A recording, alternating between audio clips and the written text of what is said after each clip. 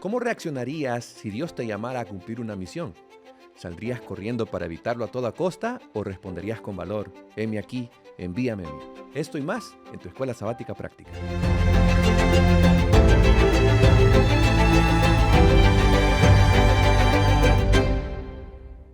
Nos da mucha alegría poder estar presentando una lección más de Escuela Sabática Práctica. Hemos llegado a la lección número 7, Fundamentos de la Profecía. Este tema nos conecta con la misión divina, nos recuerda de que somos llamados para poder proclamar el Evangelio y pues a vivir como Cristo quiere que vivamos. El texto clave de esta semana lo encontramos en el libro de Isaías capítulo 6, verso 8.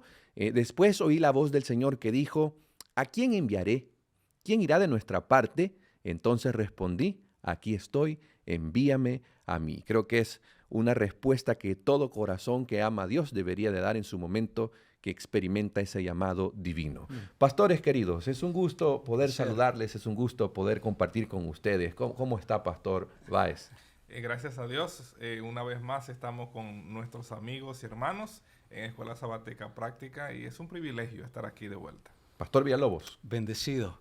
Bendecido siempre. Contento de poder compartir una vez más esta linda lección. Qué bueno, qué bueno. Y tú, amigo que nos estás viendo, escríbenos en la caja de comentarios desde dónde nos estás viendo. Vamos a iniciar con una oración. Pastor Báez, ¿nos dirige en oración? ¿Cómo no? Vamos a orar. Amoroso Padre, gracias porque nos regalas este espacio una vez más para estudiar tu palabra. Muchas gracias por cada uno de nuestros amigos y hermanos que están conectados en esta ocasión. Pedimos tu bendición sobre ellos también y que tu palabra nos hable una vez más. En el nombre de Jesús oramos. Amén. Amén. Muy bien, muy bien. Este es un tema fascinante. Hay un simbolismo profundo acá en las visiones que se encuentran a lo largo de la elección. Y ahí hay una palabra que se repite mucho, la idea del trono, la idea del trono. Y por ejemplo, en Isaías capítulo 6 encontramos la famosa visión de Isaías, donde él contempla la visión del trono, recibe un llamado especial. Pero también Apocalipsis capítulo 4, versos 1 y 2, aparece una imagen también del trono. Le dice lo siguiente, después de esto miré, y he aquí una puerta abierta en el cielo, y la primera voz que oí, como de trompeta, hablando conmigo, dijo, sube acá, y yo te mostraré las cosas que sucederán después de estas. Y al instante yo estaba en el Espíritu, y aquí un trono establecido en el cielo, y en el trono uno sentado. Y comienza a describir la apariencia del que estaba sentado en el trono. Pero en el libro de Isaías se encuentra una visión muy similar a esta. ¿Qué aprendemos nosotros de ese llamado que recibe Isaías en esa visión del trono? ¿Qué podemos aprender nosotros de esa visión?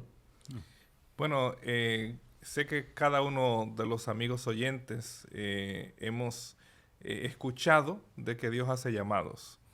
Y en el caso de Isaías capítulo 6, tradicionalmente se ha conectado el llamado de Isaías en el capítulo 6. Sí. Pero solamente para que tengamos una idea, generalmente en cualquier historia o en los libros proféticos vamos a encontrar que la invitación o el llamado de Dios al profetismo aparece al inicio, no después de 5 capítulos como en el caso de Isaías.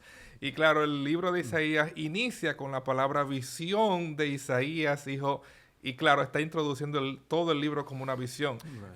Para resumir esto, lo que quiero señalar es que nosotros cuando leemos esta historia de esta visión que Isaías tiene del trono de Dios, creemos que lo más adecuado sería concluir que en Isaías 6, en vez de un llamado, hay una recomisión al llamado. Es decir, los primeros capítulos de Isaías van a presentar lo que algunos estudiosos han denominado como el motivo de la decepción.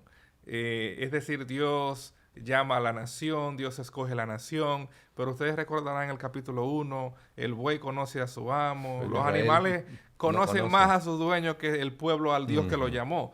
Y entonces Isaías está predicándole a ese pueblo rebelde que se parece más a Sodoma y Gomorra que al pueblo de Dios.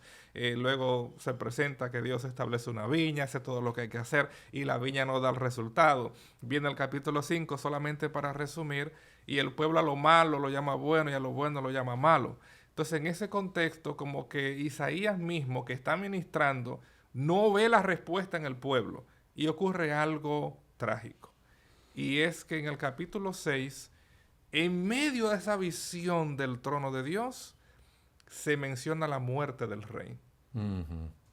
Y nosotros sabemos que este rey tenía parentesco con el profeta, lo que implica que en el momento que Dios decide recomisionar a Isaías, Isaías está pasando Un duelo. posiblemente en su vida personal, Así es. ha sufrido la decepción del resultado de su ministerio en la nación, y encima de eso, quien podía estar dándole apoyo muere, y de la manera que muere. Hay muchos elementos, pero en ese cuadro, cuando aparentemente el trono del rey en Judá está vacío, Dios le recuerda al profeta que el que tiene que estar sentado en el trono real sigue sentado. Amén. Es decir, yo quiero llamar la atención de ustedes para que veamos esto en este contexto. Isaías, el texto, por eso es raro, porque él está fechando esta visión en el año en que murió el rey Usías. Y claro, en ese encuentro maravilloso, en esa visión deslumbrante, el trono de Dios sobresale. Y él va a utilizar, ¿verdad? En el capítulo 6, él menciona luego que él tiene esa visión, que él concluye: han visto mis ojos al rey. Y la forma como él escribió esa cláusula en el hebreo es notorio porque es un contraste. Él inicia diciendo: en el año en que murió el rey Usías, pero mis ojos han visto al rey. En otras palabras, el rey verdadero es Dios, es Jehová, Amén. no el rey Usías. Entonces, en ese marco, Isaías reconoció que solo Dios, como los seres en esa visión proclaman: santo, santo, santo, que es una declaración de la santidad de Dios, no ante seres pecaminosos, de paso.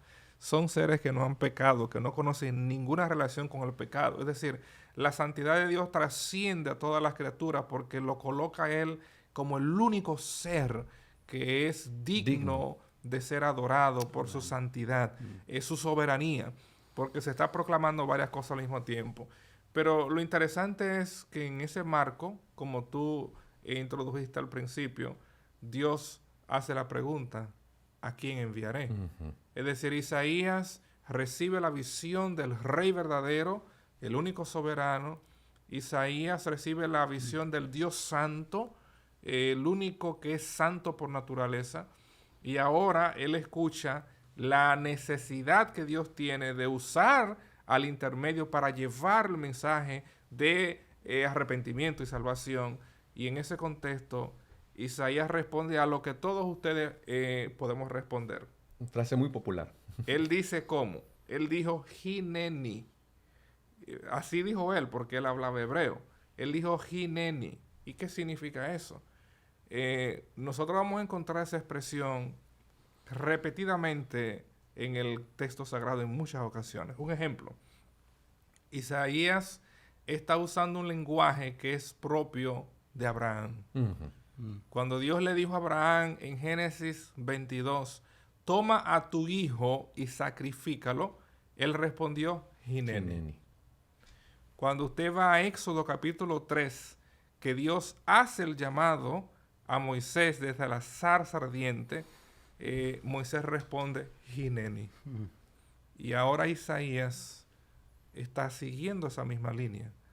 Lo que en esencia, aunque se ha traducido heme aquí, y está correcta la traducción, pero el sentido de esa expresión en el texto original es estoy disponible. Available, como dirían. Estoy disponible. Es decir, Dios nos llama a nosotros. Amén. Y Él espera que tu respuesta, reconociendo que Él es el Rey, que Él es el Santo, y que solo Él puede salvar al pecador, Él quiere usarte a ti y a mí una vez hemos entendido ese concepto, de que Él es el único que nos puede salvar. Amén. Y es interesante, pastores, porque durante esa visión él también reconoce que no es digno. No es digno. No es digno. Y pastor, eso habla acerca de la dependencia de Dios. Correcto. ¿Qué piensa usted de eso, pastor Villalobos? Yo creo que reconocer nuestra dependencia de Dios antes de servirle es algo fundamental. Y es fundamental porque nos coloca en una posición, en primer lugar, de humildad, también nos coloca en una posición de fe, pero también en una posición de disposición, estar dispuesto. ¿Dispuesto a qué? A ser usado según la voluntad de Él. Cuando nosotros reconocemos nuestra dependencia, lo que estamos haciendo es admitiendo que no tenemos la capacidad por nosotros mismos para cumplir esa obra, y es nuestra realidad. No sé si ustedes han vivido la experiencia de ponernos delante de un púlpito o detrás de un púlpito, delante de los hermanos de la iglesia, y algunas veces miramos situaciones complejas, sabemos de situaciones difíciles, o nos hacen una llamada para ir a atender alguna situación y vamos en el carro preguntando, ¿y ahora qué vamos a decir? ¿Cómo vamos a responder a esta situación? ¿Cómo podemos ayudar a esa persona? O sea, la dependencia de Dios hace toda la diferencia, y yo estoy seguro que ustedes han estado orando en todo el camino como me ha tocado a mí para llegar a ese hogar o antes de compartir un tema. Eso es muy importante, es muy, muy importante. Tenemos que reconocer nuestras limitaciones y entonces depender de Él para poder cumplir su obra. Es su obra, es una obra santa. Entendiendo también que Dios no nos llama a servirle confiando en nuestras propias fuerzas, sino en las suyas. Por eso es tan lindo cuando tú nos explicabas, pastor, sobre el que realmente está sentado en el trono, ¿verdad? Y eso es tan lindo. Yo pienso en Filipenses 4:13, ¿verdad? Donde dice, todo lo puedo en Cristo que me fortalece. Y obviamente ese texto está hablando en el contexto de un hombre que está en una cárcel, encadenado, y él, nada de eso le importa, no es su situación, sino lo que está en control de él, lo que está haciendo la diferencia. Y yo le agradezco al Señor por eso. Yo le agradezco muchísimo a Él por eso. Reconocer nuestra dependencia nos hace buscar su guía constantemente. Y esto es importante, porque al hacerlo nosotros lo que estamos haciendo es asegurándonos de manera especial de que nuestras acciones son bien limitadas y deberían de estar alineadas al plan de Dios. Me parece que esto es importante mencionarlo. Recuerdo en cierta ocasión estaba leyendo el libro de Proverbios y me encontré con Proverbios 3, especialmente los versículos 5 y 6, donde nos recuerda, dice, confía en el Señor, pero no solamente dice eso, sino confía en el Señor de todo corazón y no en tu propia inteligencia. Reconócelo en todos tus caminos. Esa palabra es interesante, ¿verdad? Es. Todos. Y entonces Él allanará nuestras sendas, ¿verdad? Y es algo muy, muy especial, muy especial. Así que el servicio que hacemos con dependencia de Dios produce frutos verdaderos, no los que nosotros podríamos producir por nuestra propia cuenta, y que están cimentados en la dirección del Espíritu Santo en nuestras vidas. Agregando que la visión de Isaías revela la santidad de Dios, pero también revela que es un Dios que llama y purifica, transforma. Eso es algo importantísimo de recalcar. De paso, la palabra, como dije en un inicio, que resuena mucho es trono. Trono. Apocalipsis, lo que leí hace unos momentos, menciona que hay alguien sentado en el trono. Isaías ve a alguien sentado en el trono. Apocalipsis 4, versos 8 al 11, encontramos los seres vivientes dando gloria y honra al que está sentado en el trono. Los 24 ancianos también dice que se postran delante del que está sentado en el trono. Estas visiones del trono, ¿qué podemos aprender de estas visiones del trono y nuestra relación con él? Porque que es un rey. ¿Qué nos enseña estas visiones del trono, este simbolismo del trono? Para nosotros hoy, ¿verdad? Es más, yo diría, distante que la audiencia de aquel tiempo, ¿verdad? Porque tanto Israel, Judá, pues existía un rey. Hoy nosotros hablamos, ¿verdad?, de la monarquía británica como algo que no nos incumbe a nosotros, ¿verdad?, en esta parte del mundo. Pero es importante que volvamos a al menos tratar de entender este concepto de el rey que está sentado en el trono. Nosotros Podemos recordar, por ejemplo, y esto vamos a ver, lo vimos, lo estudiamos en la semana, que más luego lo vamos a abordar. Dios es el que está sentado en el trono, como señalamos ya. Y en el texto sagrado, aun cuando vemos el ejemplo de Israel, cuando escoge el primer rey, es interesante que el título que se le dio a los primeros reyes en Israel, llámese Saúl, llámese David, aunque eventualmente en el texto bíblico se va a narrar la palabra rey, Melech en el hebreo, pero en sí el título que al inicio se le dio fue Nagid, y Nagid lo que significa es príncipe. Es decir, aun cuando se escogen los primeros reyes, especialmente en los libros de Samuel, es príncipe, porque todavía en la mentalidad de Israel se mantenía la idea de que el rey último seguía siendo Jehová, no quien estaba sentado en el trono, Un humano. el ser humano, él Right. representaba al rey. Y claro, en ese marco, la Biblia va a usar mucho la metáfora de Dios como rey. Y la primera mención, por decir así, de ese término Dios reina, es en el marco de la liberación, como estudiamos la semana pasada, Sí. en el cruce del Mar Rojo. Ahí se proclama Jehová Malak, Jehová reina. Es decir, cuando Israel pasa al Mar Rojo, ellos entienden, hay un rey. Y ese rey es Jehová. En otras palabras, Él está sentado en el trono. En el caso de Apocalipsis, como tú señalaste, esa palabra va a aparecer de los 22 capítulos. En 16 la palabra trono aparece en el Apocalipsis. Y claro, como vimos en Isaías 6 anteriormente, ese trono es grande. Daniel capítulo 7, versículo 9, se colocaron tronos.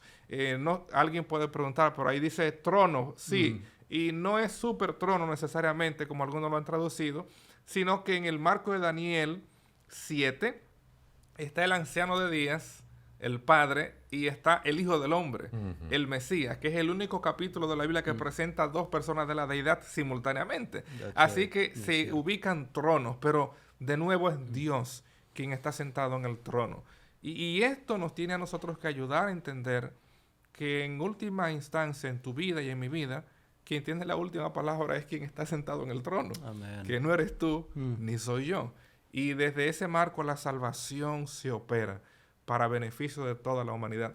Así que es importante que yo pueda reconocer que así como Dios está sentado en el trono, Él quiere sentarse en mi vida, Él quiere tener el control en mi existencia, Amén. porque como rey eres el único que puede suplir todas tus necesidades, inclusive la salvación de tu vida en este mundo y en el venidero. Amén. Amén. Amén. O sea, el trono destaca la soberanía, la santidad de Dios. Pero hay que comprender también, de saber de que Dios está en el trono y cómo me relaciono con este Dios que está sentado en el trono. Pastor, ¿qué opina usted al respecto? Cuando pienso en todo esto, para mí la visión del trono de Dios me revela a mí como cristiano y a todos, en primer lugar, su majestad incomparable. Lo que debería de despertar en nosotros una profunda reverencia y asombro a lo que realmente es nuestro Dios. Yo pienso, por ejemplo, en Apocalipsis 4, en el versículo 8, donde está ese énfasis, donde dice, santo, santo, santo es el Señor Dios, y dice que Él es todopoderoso, el que era, el que es y el que ha de venir, tremendo, ¿verdad? Pero también este reconocimiento nos inspira a vivir con gratitud, nos inspira a vivir de manera fiel, con fidelidad para con Él, donde estamos dedicando literalmente nuestras vidas a ese Dios, a ese Cristo, quien lo dio todo por nosotros. Y ya eso sería suficiente razón, ¿verdad? En agradecimiento por todo lo que Él hace por nosotros. Pienso también en la adoración en el trono, porque nos muestra la realidad de su reino eterno, y esto es importante, y nos anima a vivir para que lo que nosotros somos venga a tener valor en base a ese sacrificio, a ese rey que reina, tú sabes, que está sentado en el trono. O sea, que tiene un valor eterno, en otras palabras, tiene un valor especial. Los seres vivientes, de acuerdo a lo que estábamos estudiando en la lección, se postran, pero dice que lo hacen en adoración total.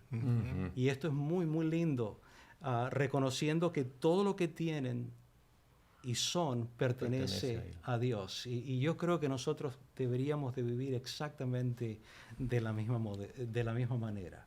Es como un modelo que se nos presenta a nosotros como cristianos. Yeah. Interesante, interesante. Gracias, pastor, por su gusto. comentario. Y amigo que nos estás viendo a través de la pantalla, para ti, ¿qué significa ese trono celestial? ¿Qué significa para ti que hay un rey sentado en el trono? Escríbenos en los comentarios, déjanos saber qué es lo que piensas sobre el trono celestial y el que está sentado en el trono, lo que significa para ti. Pero hablando del trono, creo que como seres humanos tenemos la tendencia a la rebeldía. Seamos honestos, ¿no? Las autoridades, como que sentimos un poco de resistencia hacia la autoridad, hacia alguien que es superior a nosotros. Lo que hemos visto hasta ahorita es una respuesta de adoración ante el que está sentado en el trono, pero también vemos una situación donde alguien quiere estar sentado en el trono. Hasta ahorita hemos visto nosotros esto, adoramos al que está sentado en el trono, pero en Isaías 14, versos 12 al 14, encontramos la descripción del personaje histórico que le hemos dado un montón de nombres, ¿verdad? Pero este personaje decía, tú que decías en tu corazón, subiré al cielo, en lo alto, junto a las estrellas de Dios, levantaré mi trono y en el monte del testimonio me sentaré a los lados del norte. Estamos hablando, pues, del alias Satanás, ¿verdad? Que en algún momento él quiso y quiere usurpar el trono. Entonces, esta es una lucha, esta es una batalla que se ha estado viviendo desde el principio de la historia que nosotros conocemos y lo que la Biblia nos revela antes de la creación de la tierra. Entonces, este engendro del mal ha venido a esta tierra y nos ha puesto en rebelión con este trono. Nos ha puesto en rebelión con el que está sentado, el que está en el trono. Entonces, para nosotros, ¿qué significa vivir sometidos al que está sentado en el trono? Yo creo, ¿verdad?, que como mencionaste, por naturaleza somos rebeldes. Así que todos nosotros no vengan a decir que fueron bien portados, de niños. Todos somos rebeldes por naturaleza. Somos pecadores, ¿verdad? Pero como señalaba el pastor Isaac, esa rebelión se manifestó primero con alguien que dijo, voy a colocar mi trono por encima de quien está sentado en el trono. Y es el misterio de los misterios, como Pablo va a definir el misterio de la iniquidad, como un ser perfecto, como es presentado en Ezequiel capítulo 28, que es un pasaje paralelo a Isaías 14. Fue perfecto hasta que se halló en él maldad. Quiso colocarse por encima de Dios. Y el pecado en esencia tiene que ver con eso, con creer que yo soy el que estoy sentado en el trono. Yo hago con mi vida lo que yo quiero. Yo soy el que tengo, tú eres un mortal, yo soy un mortal. Todos somos pecadores, todos morimos. Y es interesante que Dios en su misericordia, Él decide crearnos a nosotros. Y claro, Él no solo recluyó su presencia al trono celestial, sino que vamos a ver, así como nosotros vimos esa visión movible del trono de Dios en Ezequiel capítulo 1, cómo Dios decide moverse del trono celestial para hacerse accesible a nosotros. Y desde el relato de la creación con el Edén, nosotros entendemos que allí está el trono de Dios, porque donde Dios se manifiesta está su trono. Y es interesante que el hombre cae en pecado y entonces, ¿verdad?, el texto de Génesis va a hablarnos de que Dios colocó Shacán, es el hebreo, esos querubines, Génesis capítulo 3, versículo 24, que es de donde proviene esa palabra tabernacular, Shacán, y de donde viene esa palabra tan conocida, Shekinah, que habla de la presencia de Dios que se manifestaba, ¿verdad?, en el santuario, en el lugar santísimo. En otras palabras, a pesar de nuestra rebelión, que se sumó a la rebelión de Lucifer, Dios anheló redimirnos, rescatarnos. Y Él acercó su trono. Y Dios, un ejemplo, ustedes vimos esta semana cómo las tribus se organizaron. Para nosotros es extraño, pero números como vimos, la ubicación al norte, como estaba la tribu de Dan, al este la tribu de Judá, al sur estaba Rubén y al oeste Efraín, que eran las principales tribus, ¿verdad? Pero lo interesante, que tenían estandarte, me refiero, lo interesante es que en el centro, ¿quién estaba? El tabernáculo. El tabernáculo. Así es. Es decir, esto nos ilustra a nosotros un concepto de la realeza, de paso. ¿Por qué? Porque en esa época el faraón, que era el rey de donde venían ellos, que era la cultura que conocían, cuando salía a la batalla, su tienda estaba en el centro del campamento. Y todas las tiendas estaban alrededor del faraón. Ahora Dios organiza a sus hijos colocando el santuario en el centro, indicándoles, hay un nuevo rey. Aquí está el trono. Amén. Es decir, Dios no solo mantuvo su idea de que quería estar con nosotros, Él desciende con nosotros y tabernaculó, que es el lenguaje que luego el apóstol Juan va a tomar en su evangelio. En otras palabras, Dios, a pesar de la rebelión contra su trono, hizo provisión para que nosotros podamos volver a tener acceso, y como Jesús dijo en Apocalipsis 3, al que venciere, yo le daré que se siente conmigo en mi trono, Amén. así como yo he vencido y me he sentado con mi Padre en su trono. ¿Puedes tú imaginar? Satanás jamás tendrá la oportunidad de volver a estar ante el trono de Dios, pero tú y yo podremos, Amén. si nos mantenemos sometidos al trono, que no eres tú, que no soy yo, que no es ningún ser humano, sino Cristo el que venció por nosotros. Amén. Tenemos acceso al Padre, Así es. a ese trono a través de Cristo Jesús. Pastor Amén. Villalobos, hablando del trono en nuestras vidas, ¿quién está sentado en el trono? ¿Podría compartir con usted, con nosotros y con la audiencia cómo podemos aplicar eso a nuestra vida? Viene una a mi mente que yo creo que es clave, y yo creo que también es una con las que nosotros luchamos más, y es en lo que tiene que ver con el amor hacia nuestro prójimo, el amor hacia los demás. Porque para nosotros es muy fácil decir que amamos a alguien cuando esa persona nos ama también, cuando esa persona, ¿sabes?, tiene cosas similares, costumbres similares, culturas similares quizá. Pero cuando estamos hablando de alguien que nos ha lastimado, que nos ha golpeado, que nos ha herido, Dios nos manda a amar. Y yo creo que demostrando amor a los demás es un mandamiento central de Dios para con el ser humano. En Juan, el capítulo 13, los versículos 34 y 35, de manera tan interesante, el Señor dice, un mandamiento nuevo les doy, y dice que se amen los unos a los otros, y ahí no pone condiciones. Pero entonces Él explica, Él dice, así como yo los he amado, y solo pensar en eso es tremendo. Cómo Dios nos ha amado. Cuanto más nosotros estudiamos su palabra, cuanto más lo conocemos en su palabra, o sea, solamente nos impresionamos, no nos queda más que impresionarnos por todo eso que Dios hace por nosotros. Así que ese amor es importantísimo. Y yo creo que también se manifiesta siendo luz al mundo. Nosotros necesitamos ser luces. La Escritura es bien, bien clara. Y por supuesto, adorando a nuestro Dios en todo cuanto nosotros hacemos. Eso también es muy importante. Y obviamente podríamos mencionar otras cosas, pero creo que esos son puntos sobresalientes que puedan ayudar a cada uno de nosotros y a aquellos que nos están mirando a través del programa de hoy. Es muy, muy importante.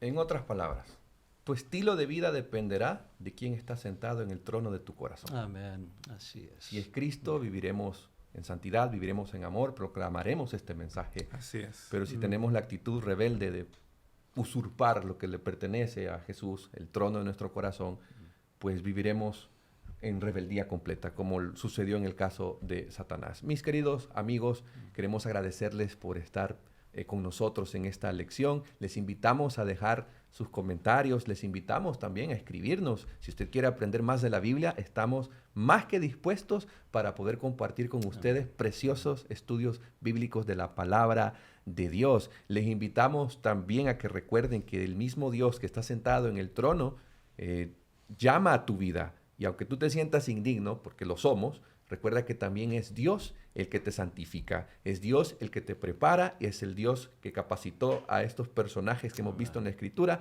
para que puedan proclamar el mensaje para este tiempo. Queridos pastores, les agradezco mucho haber compartido conmigo y con nuestros amigos la lección de esta semana. Que Dios te bendiga, amén, que Dios te guarde. Nos vemos hasta la próxima. Bendiciones.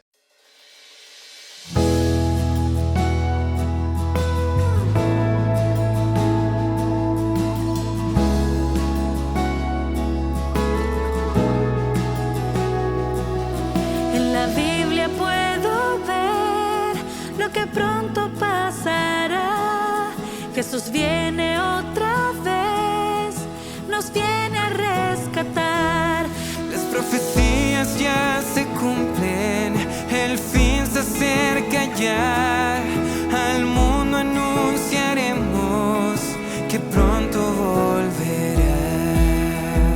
Cristo viene otra vez, Jesús volverá.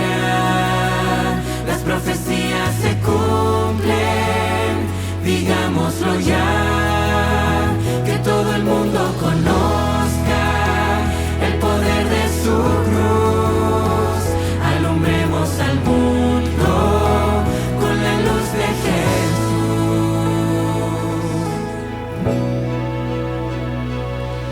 En la Biblia puedo ver lo que pronto pasará. Jesús viene otra vez, nos viene a rescatar. Las profecías ya se cumplen, el fin se acerca ya. Al mundo anunciaremos que Cristo volverá. Cristo viene otra vez, Jesús volverá. Las profecías se cumplen, digámoslo ya, que todo el mundo conozca el poder de su cruz. Alumbremos al mundo con la luz de Jesús. Cristo viene otra vez, Jesús volverá. Las profecías